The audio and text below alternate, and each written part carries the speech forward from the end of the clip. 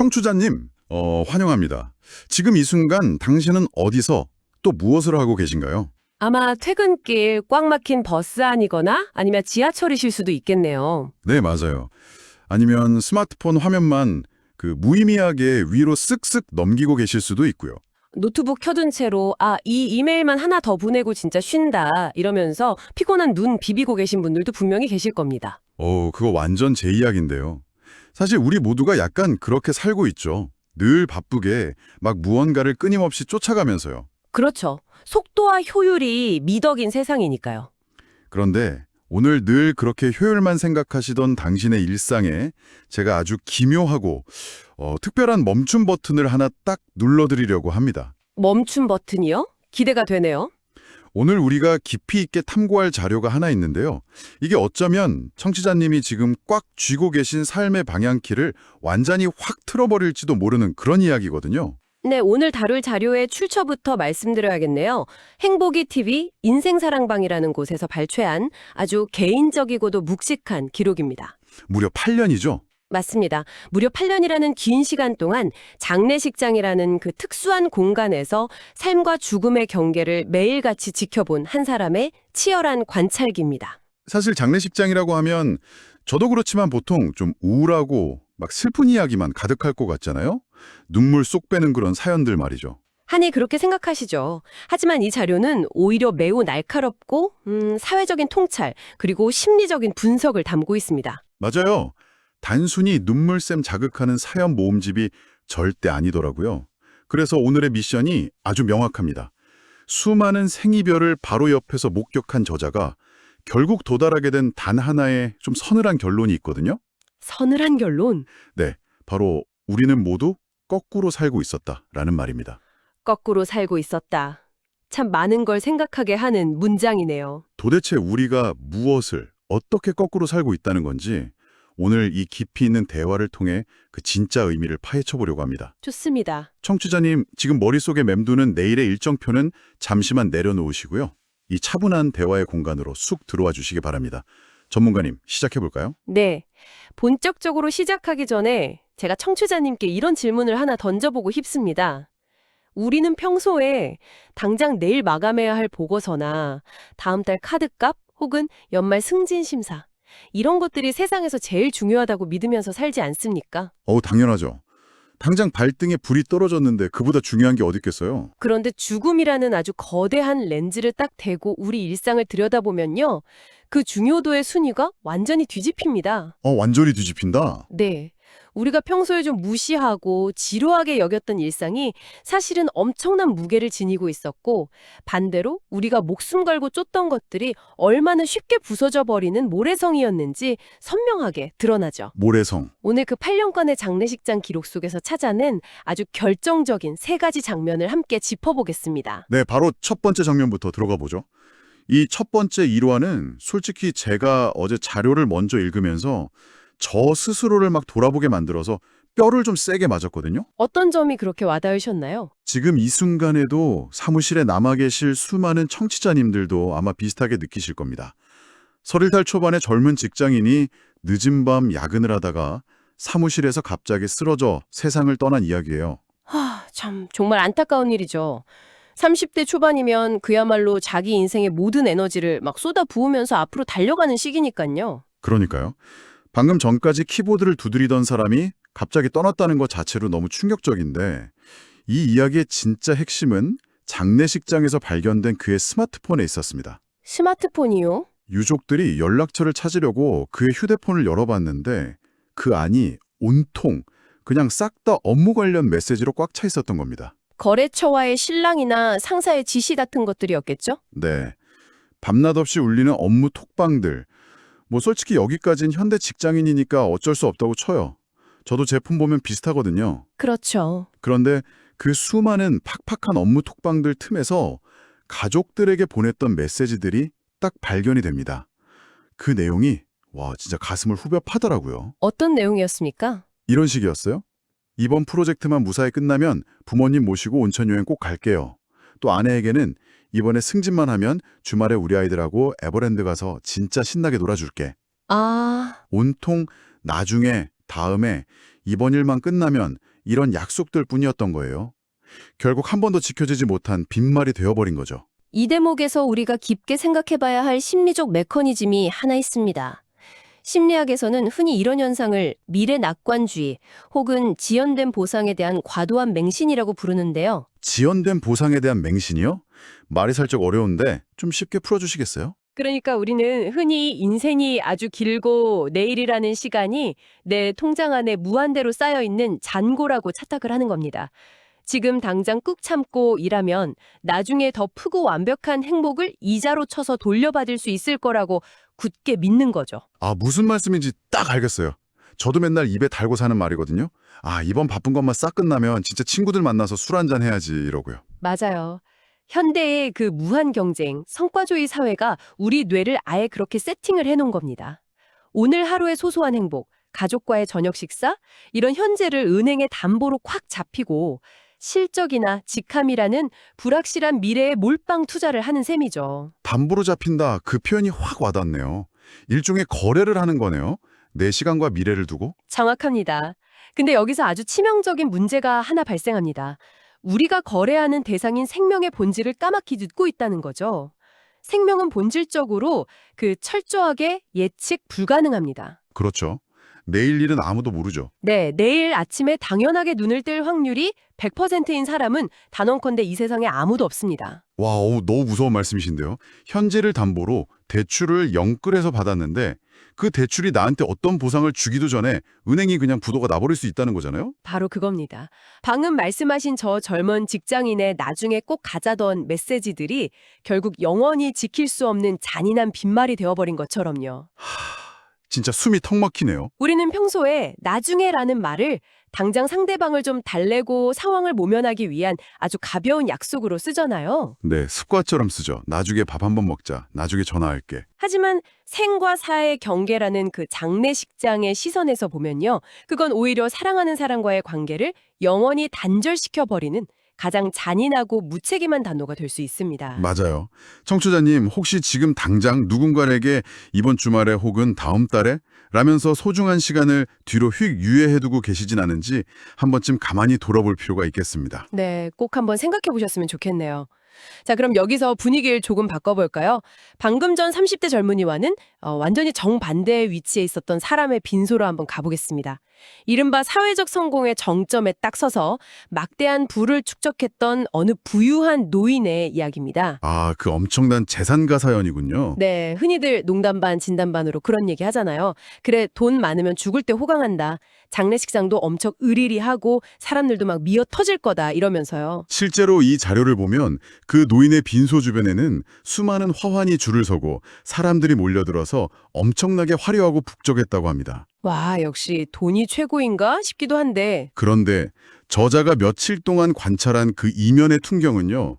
겉보기와는 다르게 놀랍도록 귀괴하고 쓸쓸했습니다. 기괴하다고요? 네, 빈소를 가득 채운 그 수많은 조문객과 친척들 중에서 고인의 삶 자체를 진심으로 슬퍼하고 애도하는 사람이 단 한 명도 없었다는 겁니다. 아, 진짜요? 단 한 명도요? 그렇습니다. 그들의 머릿속은 온통 이 고인이 남긴 막대한 유산을 도대체 어떻게 나눌 것인가, 내가 얼마를 가져갈 수 있는가 하는 차가운 계산뿐이었거든요. 심지어 빈소박 복도에서는 서로 눈치를 보면서 재산을 다투는 고성까지 오갔다고 합니다. 돌아가신 분이 그 소리 들으셨으면 진짜 피눈물이 나셨겠는데요. 저는 이 대목에서 와, 진짜 소름 돋았던 디테일이 하나 있었어요. 어떤 부분이죠? 고인이 생전에 엄청나게 좋아하셨던 간식이 딱 하나 있었대요. 개화떡이라는 건데 혹시 전문가님 드셔보셨나요? 아니요, 저는 이름만 들어봤습니다. 우리 청취자님들 중에도 좀 생소하신 분들 많으실 텐데 이게 은은한 꽃향기가 나는 달달하고 아주 소박한 전통떡이거든요. 뭐 엄청 비싸고 구하기 힘든 진귀한 음식도 아니에요. 시장 가면 살 수 있는 그런 떡인데 네. 놀라운 건 그 미어터지는 수많은 조문객들 중에서 고인이 평소에 그 소박한 개화떡을 얼마나 좋아했는지 그 취향을 기억하고 빈소에 떡 한 접시 올려놓은 사람이 단 한 명도 없었다는 겁니다. 단 한 명도 없었다. 이 개화떡이라는 작은 디테일이 시사하는 바가 정말 큽니다. 사회학에서 말하는 목적의 전치 현상을 이보다 더 극적이고 씁쓸하게 보여줄 수는 없거든요. 목적의 전치요. 단어가 또 살짝 어려워지라고 하는데. 아하하, 쉽게 풀어드리겠습니다. 우리가 평생 땀 흘려서 돈을 벌고 명예를 쫓는 근본적인 이유, 그 출발점이 뭘까요? 당연히 나와 내 가족이 더 나은 삶을 살기 위해서, 사랑하는 사람들과 좀 편안하고 걱정 없이 행복하게 지내기 위해서죠. 맞습니다. 즉, 부와 명예는 행복을 위한 수단입니다. 도구죠. 그런데 어느 순간부터 그 수단이 목적 그 자체로 둔갑해버리는 현상이 생깁니다. 이게 바로 목적의 전치입니다. 도구가 목표가 되어버린다. 네. 통장 잔고를 늘리고 의리의리한 집을 사고 화려한 인맥을 구축하는데 내 평생의 에너지를 다 쏟아붓다 보니까요. 정작 나란 사람이 개화떡의 그 달달한 맛을 좋아한다는 아주 작고 사적인 취향, 그걸 알아주고 미소 지어줄 진짜 관계를 맺을 시간이 내 인생에서 다 증발해버린 겁니다. 와, 뼈 맞았어요. 이해가 확 되네요. 그러니까 돈이라는 건 행복이라는 놀이공원에 들어가기 위한 티켓이었는데 나중엔 그 티켓만 미친 듯이 수집하느라 정작 놀이기구는 한 번도 타보지 못한 거나 마찬가지네요. 아주 훌륭한 비유입니다. 수백억의 엄청난 유산을 남겼지만 막상 내 빈소에 내가 제일 좋아하는 떡 한 접시 다정하게 챙겨줄 사람을 단 한 명도 남기지 못한 삶이라니. 이거 정말 앞만 보고 성공을 향해 달리는 우리 현대인들에게 너무 무서운 경고 아닙니까? 맞습니다. 통장 잔고의 숫자가 결코 우리 내면의 풍요로움이나 삶의 진정한 원만함을 보장하지 않는다는 사실을 이 빈소의 풍경이 너무나 적나라하게 증명하고 있는 거죠. 겉으로는 화려해 보이지만 그 끝에 남은 건 극단적인 고립과 쓸쓸함인 셈입니다. 개화떡 하나 올려줄 사람 없는 자산가의 죽음. 곱씹을수록 입맛이 참 씁쓸해지네요. 자, 그럼 이제 분위기를 넘겨서 이 자료에서 가장 하이라이트라고 할 수 있는 세 번째 사연으로 가볼까요? 네. 제가 이거 읽다가 진짜 너무 먹먹해서 혼자 길게 한숨을 훅 내셨거든요. 앞선 두 사연과는 다르게 이번엔 아주 조용한 빈소입니다. 할아버지가 먼저 세상을 떠나시고 할머니 홀로 그 빈소를 지키고 계신 어느 늙은 노부부의 이야기입니다. 보통 우리가 장례식장 하면 딱 떠오르는 이미지가 있잖아요. 아이고 아이고 하면서 목 놓아오는 소란스러운 곡소리 같은 거요. 그렇죠. 하지만 이 할머니는 완전히 달랐습니다. 그저 차갑게 식어가는 할아버지의 손을 두 손으로 살며시 어루만지면서 마치 옆집 마실 나간 영감님 기다리듯이 아주 조용하게 혼잣말을 중얼거리고 계셨죠. 그 혼잣말의 내용이 진짜 너무 일상적이라서 더 가슴이 찢어지더라고요. 제가 한번 그대로 읽어볼게요. 영감, 아침에 우리가 같이 식탁에 마주 앉아서 죽을 먹었잖아. 그때 내가 죽을 너무 되직하게 끓였다고 물 좀 더 넣지 그랬냐고 막 투덜거리더니 아니 어떻게 그렇게 말 한마디 없이 혼자 훌쩍 가버렸어. 이 원망 섞인 할머니의 그리움에 무슨 대단한 서사나 인생의 철학 같은 건 없어요. 그냥 아침 식탁에서 먹은 되직한 죽에 대한 아주 가벼운 투정, 그거 하나뿐이거든요. 그런데 그 평범했던 투정이 이제는 영원히 되돌릴 수 없는 가장 날카로운 후회의 비수가 되어버린 겁니다. 바로 이 대목이 우리 삶을 지탱하는 진짜 무게가 도대체 어디서 오는지 묻고 있는 겁니다. 청취자님, 우리는 보통 언제 우리 인생이 참 의미 있고 찬란하다고 느끼시나요? 입학식이나 졸업식, 취업, 결혼식, 아니면 큰맘 먹고 가는 해외여행, 이렇게 좀 특별하고 반짝반짝한 이벤트가 벌어질 때 아닐까요? 다들 그렇게 생각하기 쉽죠. 하지만 이 노부부의 사연은 그게 완전한 착각이라고 말해줍니다. 아침 식탁 위에 놓인 모락모락 김이 나는 국물, 무심코 바라본 남편이나 아내의 눈가에 핀 주름, 심지어는 치약을 밑에서부터 짰냐 중간부터 짰냐 국이 좀 짜가 싱겁다 하면서 벌이는 그 지루하고 소소한 말다툼들. 네, 맨날 지지고 볶고 싸우는 거. 맞습니다. 그 공기처럼 당연하고 지루했던 일상들이 사실은 우리 삶을 아주 든든하게 받쳐주고 있던 가장 거대한 바탕색이었던 겁니다. 그 당연했던 일상이 탁 하고 사라지는 순간 그 빈자리가 감당할 수 없을 만큼 거대하게 밀려온다는 거군요. 정확합니다. 여기서 철학자 하이데거의 개념을 하나 빌려오고 싶은데요. 하이데거가 인간을 세계 내 존재라고 불렀습니다. 잠깐만요. 하이데거요? 갑자기 철학 강의실이 된 것 같은데요.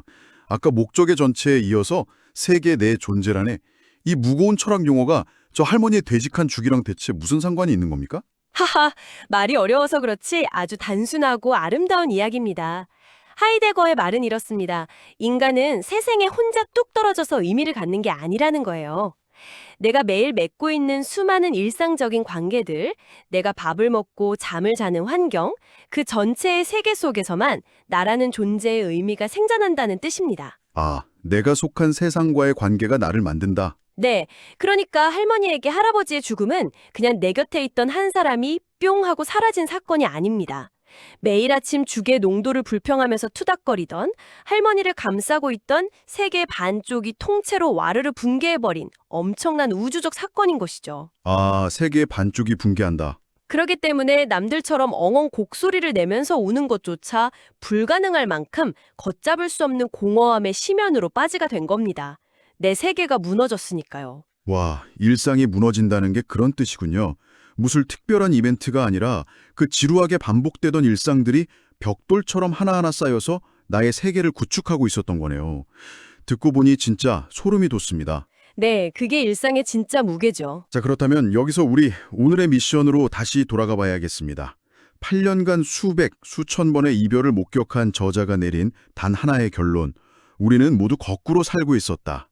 이 문장이 이제 머릿속에서 퍼즐이 탁탁 맞춰지는 기분이에요. 퍼즐이 맞춰지셨다니 다행이네요.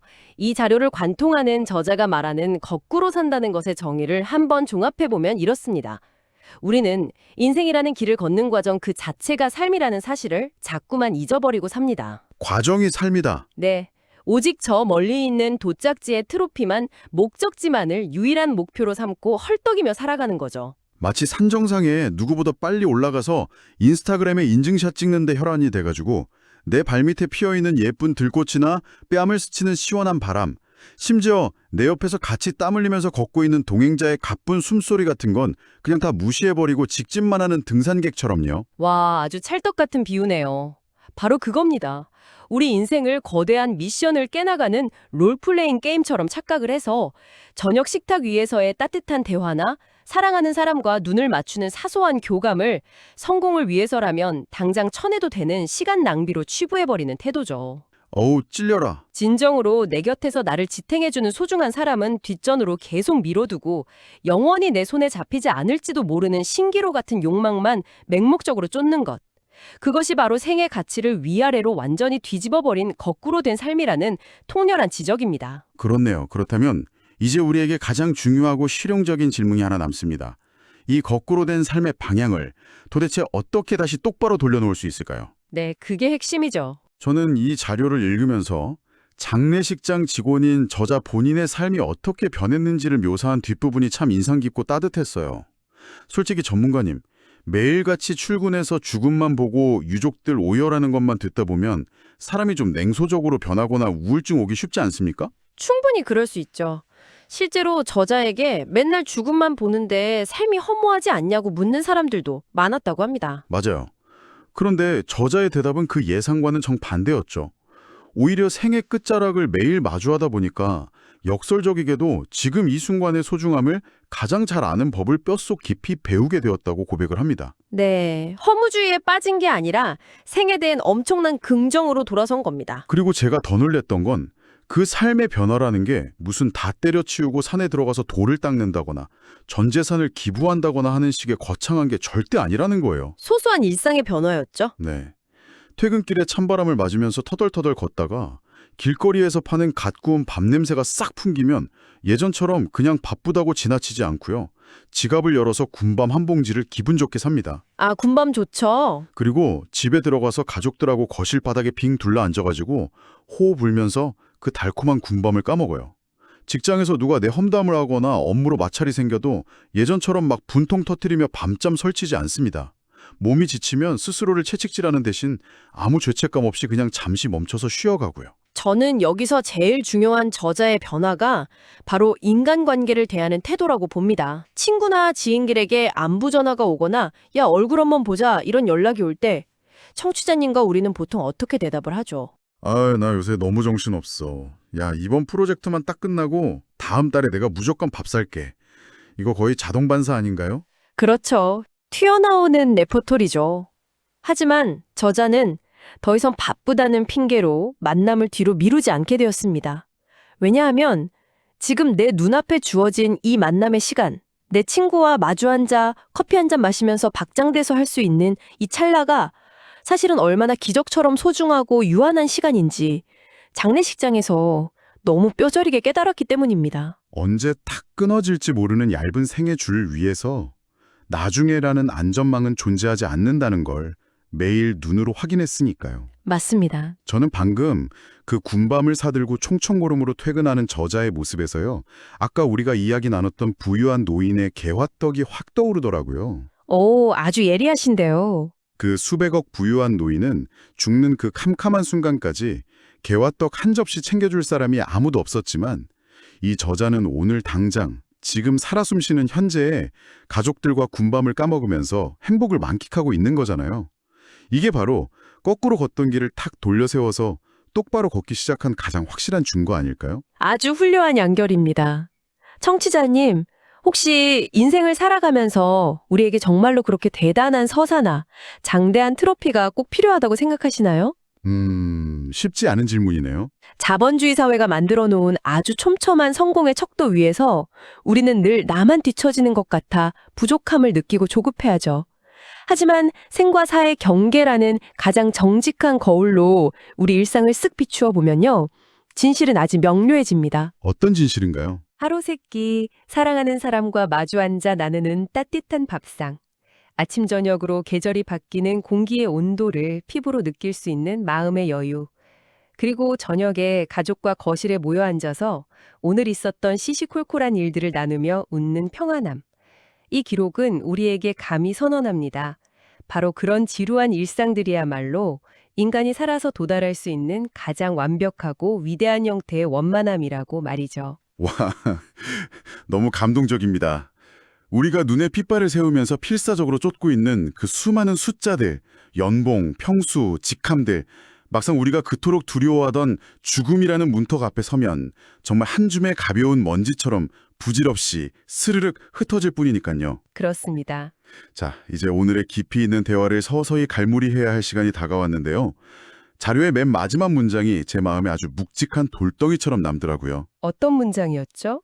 우리가 남들보다 더 높이 올라가고 더 많이 갖기 위해서 아등바등 쫓아가는 그 어떤 위대한 것들도 결국 우리 삶의 맨 마지막 순간에는 이 한마디를 결코 넘어설 수 없다고 합니다. 바로 함께 있어줘서 다행이야. 이 소박하지만 세상에서 가장 강력하고 뭉클한 한마디 말이죠. 함께 있어줘서 다행이야. 이 짙은 여운 속에서 저는 아까 우리 첫 번째 사연에 등장했던 그 젊은이 기억나시죠? 네, 그 30대 야근하시던 분이요. 네, 온통 업무 메시지로만 가득 차 있던 그 젊은이의 스마트폰이 자꾸 제 머릿속을 맴돕니다. 그래서 오늘 탐구를 마치면서 방송을 듣고 계신 청취자님께 꼭 한번 곰곰이 씹어볼 만한 약간은 도발적인 질문을 하나 던지고 싶습니다. 약간 긴장되는데요. 어떤 질문인가요? 청취자님, 아주 만약에 지금 당장 누군가가 당신의 스마트폰을 열어서 문자 메시지와 메신저 기록을 쭉 훑어본다면요.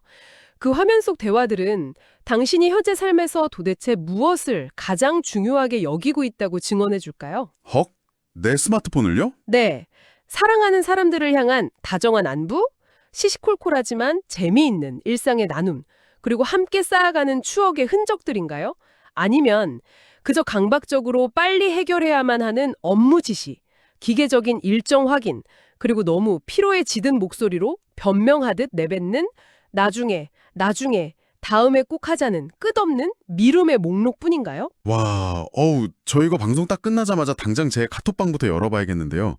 거의 뭐 일방적인 업무방 아니면 네, 알겠습니다. 네, 이런 단답형 대답밖에 없을 것 같아서 갑자기 확 두려워집니다. 아하, 다들 비슷하실 겁니다. 오늘 저녁 당장 내 인생의 거대한 목표나 궤도를 단번에 완전히 뒤집을 순 없겠죠. 하지만 당신의 그 메신저 기록의 방향을 아주 조금만, 단 1도만이라도 오늘부터 바꿔보는 건 어떨까요? 오, 1도만 바꾼다. 좋은데요? 네, 당장 오늘 밤에 부모님이나 친구, 아니면 곁에 있는 배우자에게, 그것도 아니면 나 자신에게라도 아주 사소하지만 따뜻한 메시지 하나를 툭 보내보는 겁니다. 오늘 날씨 추운데 따뜻한 밥은 잘 챙겨 먹었어. 같은 평범한 말 한마디 말이죠. 그 작은 한마디가 어쩌면 내 삶을 똑바로 걷게 만드는 위대한 첫걸음일지 모릅니다. 정말 전곡을 찌르면서도 동시에 가슴이 아주 따뜻해지는 제안이네요. 늘 바쁘고 치열하게 무언가를 쫓느라 숨가쁘게 살아가시는 우리 청취자님, 오늘 하루도 당신의 팍팍한 일상을 묵묵히 버텨내시느라 정말 너무 고생 많으셨습니다. 네, 정말 수고하셨습니다. 내일은 아주 조금 덜 거창해도 좋으니까요. 대신 내 곁에 있는 사람의 따뜻한 체온을 아주 조금 더 가깝게 느낄 수 있는 하루가 되기를 진심으로 응원합니다. 혹시 내일 퇴근길에 갓 구운 달달한 군밤 냄새가 훅 풍긴다면 머뭇거리지 말고 지갑을 활짝 열어보시길 바라면서요. 자도 내일은 핑계 대지 말고 친구한테 전화 한 통 해야겠네요. 아하, 네, 꼭 하십시오. 오늘의 이 깊이 있는 대화는 여기서 멈추겠지만 이 대화의 여운이 당신의 일상 속에서 길고 따뜻하게 이어지기를 기대하겠습니다. 끝까지 함께해 주셔서 감사합니다. 평안한 밤 되십시오.